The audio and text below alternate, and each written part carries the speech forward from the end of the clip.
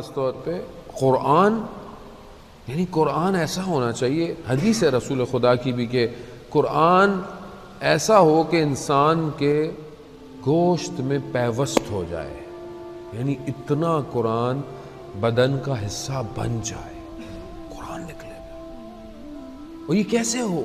کہ جب ہوگا جب مجھے اس کی اہمیت پتہ ہوگی۔ ایسے مجھے اہمیت نہیں پتہ۔ قرآن سورہ واقعہ کے اندر آپ کو کیا ارشاد فرما رہا ہے؟ قرآن سورہ واقعہ بہتر بھی ہے کہ انسان ہر رات سونے سے پہلے پڑھے، رزق کے لیے بھی بہتر ہے، انسان کے ویسے بہتر ہے اگر انسان پڑھ سکتا ہے تو۔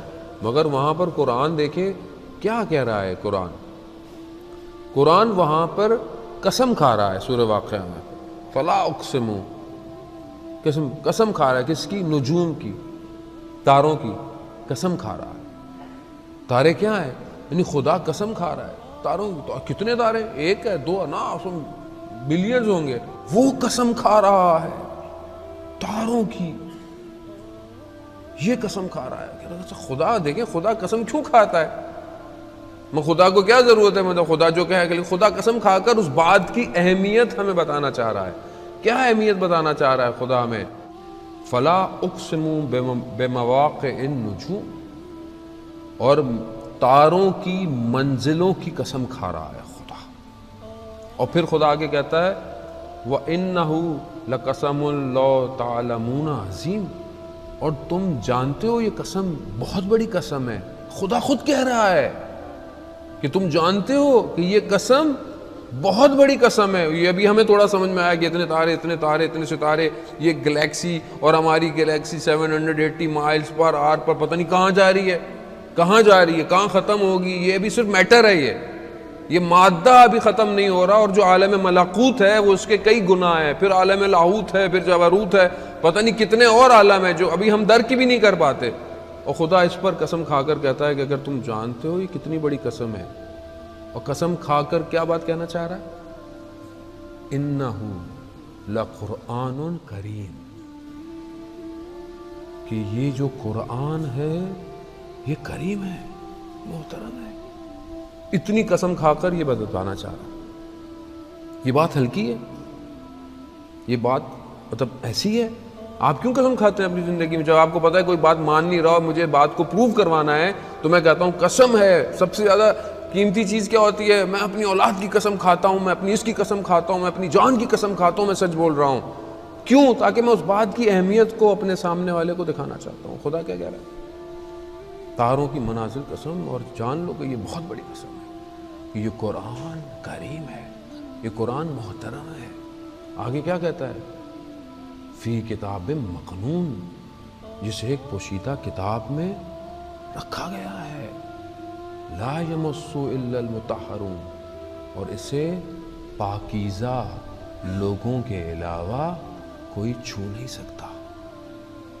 اب یہ تو ہمارے فقہ میں بھی ہے کہ اگر آپ باوضو نہیں ہیں آپ قرآن کو مس نہیں کر سکتے، اس کے جو لکھا ہوا ہے قرآن جلد پکڑ سکتے، یہ تو ظاہر ہے۔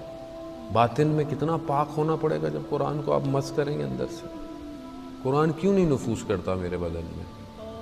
میں پاک نہیں، میں اپنے آپ، خدا نخواستہ آپ کو نہیں کہہ رہا، میں اپنے آپ کو کہہ رہا، قرآن میرے اندر نہیں جا رہا۔ کیوں نہیں عشق مجھے قرآن سے؟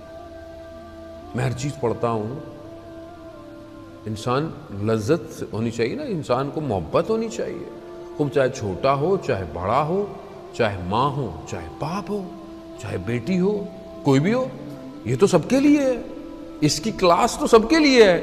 یہ وہ واحد کتاب ہے کہ یہ نہیں کہہ رہی ہے کہ نہیں چھوٹے اسکول میں نہیں پڑھنا تو بڑے، نہ سب کے لیے پڑھنا ہے۔ اب ماہ رمضان میں امام رضا علیہ السلام سے روایت ہے، درود بھیج دے محمد والے۔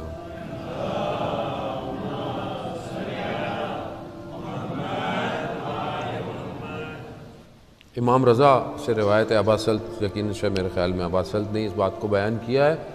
روایت یہی ہے کہ امام رضا ماہ رمضان میں 3 دن میں ایک قرآن ختم کرتے تھے۔ بہرحال ان کے لیے تو وہ نہیں تھا، لیکن امام ہمیں دکھانا چاہ رہے ہیں کہ پر ڈے 10 پارے، ایک دن میں 10 پارے پڑھتے تھے اور 3 دن میں قرآن ختم ہوتا۔ امام تھے، وہ کیسے ہو سکتے؟ امام تو کر سکتے ہیں، ہم نہیں کر سکتے۔ تو امام خمینی رحمۃ اللہ علیہ کی سیرت میں بھی ہے کہ رمضان میں 3 دن میں ایک قرآن ختم کرتے تھے. چلے وہ امام خمینی تھے, ہم نہیں کر سکتے. دیکھیں, ایک پارہ پڑھ سکتے؟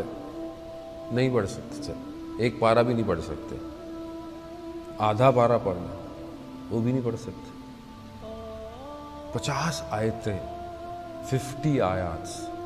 امام جعفر صادق علیہ السلام ارشاد فرماتے ہیں 50 آیتیں. اللہم صلی علی محمد وعلی محمد. 50 آیتیں پڑھو تاکہ غافلوں میں سے نہ ہو. یعنی غفلت سے باہر آنا چاہتے ہیں, 50 آیتیں تو پڑھیں گے اس کو. اور آپ دیکھیں نا, ابھی ہمارے ایک دوست کہنے لگے کہ ہم کیسے پڑھیں, مطلب ہے بہت آسان ہے. اگر آپ ہر نماز کے بعد 5 منٹ بھی پڑھتے ہیں قرآن تو 25 منٹ آپ کو ویسے ہی مل جائیں گے. 5 منٹ اور ایکسٹینشن کر لیں, 30 منٹ میں ایک پارہ ختم ہو جاتا ہے. اگر آپ کی عربی بہت اچھی نہیں ہے تو ایٹ لیسٹ آپ اپنے ساتھ ریکارڈر پہ لگا لیں, موبائل پہ لگا لیں, ٹی وی پہ لگا لیں اور ساتھ ساتھ پڑھتے رہیں. گاڑی میں جا رہے ہیں پڑھتے رہیں, آفس جا رہے ہیں پڑھتے رہیں. تھوڑا سا, یعنی تھوڑی سی کوشش کریں اور کوئی کام میں فرق نہیں آئے گا. آپ ٹینشن نہیں لیں, یہ میں آپ کو گارنٹی دوں. اللہ تعالیٰ خود آپ کے کام میں برکت ڈالے گا. کیا بولے او میں اگر 30 منٹ پورے دن میں قرآن پڑھ لوں گا تو میرا کاروبار وہ کیسے, نہیں, کچھ نہیں ہوتا. یہ سب اسی کی وجہ سے ہے. عزیزان محترم, یہ دنیا یہی رہ جائے گی. یہ بڑے بڑے اسکائی اسکریپرز بھی یہی روئی کے گالوں کی طرح قرآن کہتا اڑ جائے گا. کچھ بھی نہیں بچنے والا. صرف کیا بچے گا, وہ جو بھیجا تھا وہی بچے گا. کیا بھیج رہا ہوں میں, چاہے اچھا بھیج رہا ہوں وہ بھی رہے گا, اور جو برا بھیج رہا ہوں وہ بھی رہے گا. جو میں بھیج رہا ہوں یہاں سے وہاں وہی رہے گا, اور کچھ نہیں رہنے والا. میں کیا بھیج رہا ہوں ابھی میرے اپنے